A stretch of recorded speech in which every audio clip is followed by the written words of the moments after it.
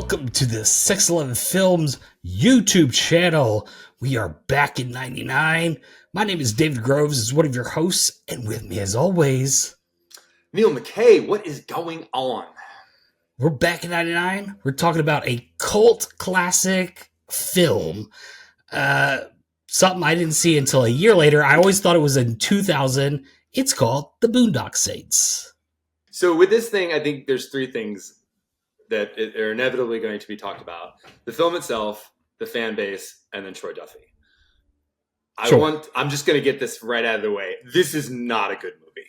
What the I rewatched it for the first time in forever. It's been years. I do remember loving the movie in college. Mm-hmm. I think I saw it in 2000, 2001 or something, like when it was on DVD at that point. I rewatched it. Saw it. Did you like it when you rewatched it though? Or did you feel differently? I don't know. I feel like there's still, maybe it didn't hold up as well as like The College Kid, because I think that is the culty thing. It's like Reservoir Dogs.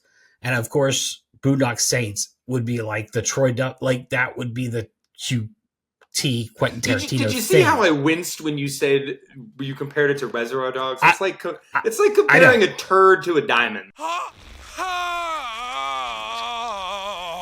Look, I understand where you're going with that. I understand, because I was very, very well prepared with the idea of saying, like, Troy Duffy did not only think he was better or like he was in the mix of Tarantino. He was like, I will be the next and bigger and better at all that.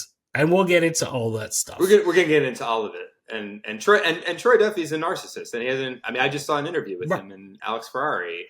Right, I remember he did. Yeah, somewhat recently. And the guy, right. I mean, he's calmer. He's like a little bit more chill in his old age, or his older age. But he's still a narcissist, and he's still anyway.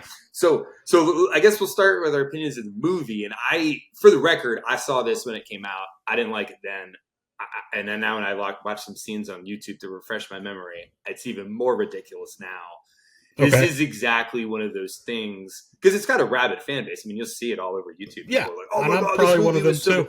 Yeah, and I mean, and I think there's a lot of nostalgia there for like older people that have seen it, but like it just strikes me as like one of these like testosterone, like wannabe alpha kids. It's like, yes, it's cool, it's awesome, and it's like. It's like, oh my God, these two guys are wearing sunglasses and they're smoking cigarettes and they got guns and this camera's going around them in circles and it's so awesome because it's cool. Why the need for so much gruesome graphic violence? Why not let us imagine because a little it's so much fun, Jan. Really? Get it? And it's a joke. And you're right. And because I was 21 years old and, you know, drinking and college. And, you're right. It is fucking cool, dude. I mean, I get it. It's like, okay, but like, that's not, I mean... Yeah, it wasn't rewatching it again. Yes, you're right. There was a lot of times I was just like, the whole movie actually does that thing where it goes forward in time of the crime scenes that the two brothers are doing. And then it goes back to show what they were doing. And sometimes I'm like, yeah, you probably did that a lot of times, or you had to do that in the script because you needed to, we didn't have the money to do this, to do it linear. Yeah. I will say I thought the idea of Willem Dafoe kind of imagining and recreating, like an FBI agent kind of recreating these crime scenes just by like the evidence being like, oh, this is what happened. Cool concept. I mean, Willem Dafoe, I think, steals the movie. I mean, he does. I mean, that is the one thing. I thought this was a very like forgettable, like Tarantino-esque knockoff, except for like everybody remembers Willem Dafoe. Right. But the thing is like, I thought this then, I still think it now. I mean, people are like, oh my God, Willem Dafoe's such a great actor. He is a great actor, but he's like a cartoon character in this. Yeah, and it's so over the top and it's so ridiculous. And that scene, I mean, the scene where he's like, there was a firefight, and he's like, and I love that scene. And I love that scene. Ridiculous. Let's just agree to disagree. No, you're wrong. It's like, I can't take this movie seriously. But it's so cool to see that how he did that, though. There was a firefight and the classical music and that whole thing with the slow-mo and the shooting and him doing, the composing idea. To me, that's like the coolest part. And then there was a lot of that Quentin Tarantino, like John Woo, very John Woo-ish. John Woo-ish. Yeah. I mean, look, the dude's from Boston. He was a bouncer, bartender, whatever. Obviously, he got influenced by that kind of stuff. And I think that he was just kind of putting it into his world as far as that goes. But I will say that he did take what a Tarantino or something like that and then kind of make it his own. There has to be something going for it if it became a cult hit, and maybe people gravitated towards some of these there was some oddball creative choices. I mean, I look at it not knowing if you threw this up against like 2 Days in the Valley or Things to Do in Denver When You're Dead or Suicide Kings or 11 to 45 or any of those, I mean, it just feels like none of those movies anyone ever remembers. So why do they remember this one? Other than I think I think it is because it was more of a shoot 'em up, more of that. It was kind of funny. I think David, Della Rocco, I think he also, I didn't realize how much he did actually steal the show too.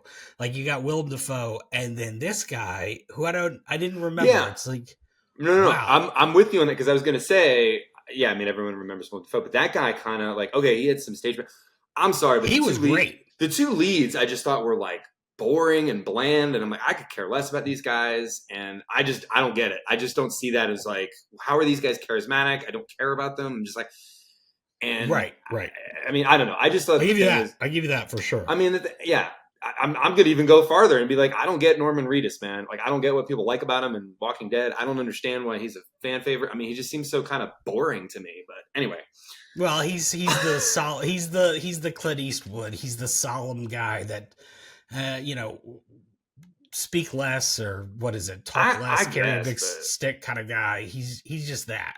I mean, he's been that way now since. I mean, in the first couple seasons of Walking Dead, he's like barely even, I mean, I guess he's more of a presence now. But anyway, but yeah, there's a lot of faults for this movie to be held in such high regard. And I think that's why I'm just like, I don't understand. And then the second one actually came out 10 years later in like 08, 09 or something. And it was awful. Now, I will definitely say all the magic, if you don't love the idea what Troy Duffy was trying to do, I guess, with the first one, watch the second one and you'll see like, oh, at least he was trying to be charismatic with his action thriller first one. This one just felt like the second one was just stupid. It was just, I'm trying to be an action movie. That's it. What were you saying again? Oh, I mean, I was going to go into the whole Troy Duffy thing. I mean, is it sort of, do you remember the movie or do you remember the guy? And it's kind of hard to not, I mean, because this guy, I mean, it's got his personality, right, all over this. And I mean, it's going to be hard to not mention Overnight, the documentary about Troy Duffy. A script called The Boondock Saints by a bouncer bartender named Troy Duffy created a feeding frenzy in Hollywood. Miramax and Harvey Weinstein signed Duffy to direct the film, to record a soundtrack, and Harvey even said he'd buy the LA dive where Duffy worked. Now, this unbelievably cocky guy and his posse were poised to take Hollywood by storm. And I really haven't followed the guy other than I know he hasn't had a career. I mean, he made the sequel, but I mean, I don't think he's done anything other. I mean, I think there's a third one supposedly coming out a few weeks ago that said Boondock Saints 3 is on its way, but Troy Duffy is not going to be a part of it. So now we're here 25 years later. He made two, maybe he's done other stuff. I don't know, but he's made two notable movies. They're both Boondock Saints movies, in the same franchise, 10 years apart. I mean, that was 2009 that came out. He's had a lack of a career. And I mean, if you watch that documentary Overnight, you could see why. And I just saw something that he done again with Alex Ferrari like a year or two ago. And it's like, you just realize, oh my God, you really are a narcissist. Like you have not learned your lesson, because he blames like everything that happened with this documentary and his image and everything, not on that he was a terrible person, but because he allowed these people to film things out of context and edit it a certain way. And it was all this It was like a smear campaign almost. And you watch 20 minutes of that documentary and you can tell this guy is a piece of garbage. If our music in this film is embraced, we will have accomplished something that no one else in the history of this world has ever done. Be accepted on a huge scale. And he's not a good person. And you don't need editing tricks or taking things out of context. I mean, he's basically screaming on the phone talking about how Ethan Hawke and Keanu Reeves are pieces of shit. And you're acting like I'm financing this film. These decisions are being made for me here. Can't you guys understand that? Hey, Ed, we don't even have a damn movie yet, all right? We don't have a movie. Swayze said he passed. F those guys, and I'll never work with them.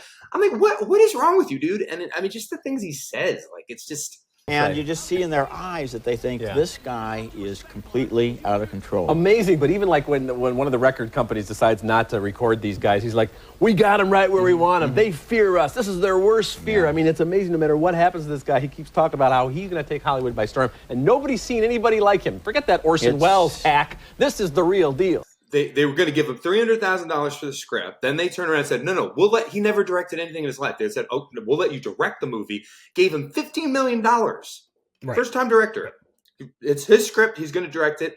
Then they allowed him and his band to do the soundtrack.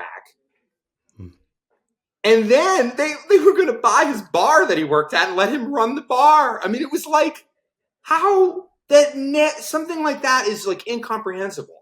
Like just selling a script, but getting to direct your own movie first time, a budget like that, all of these like perks and stuff. He had like everything like handed to him on a silver platter, and he effed up royally.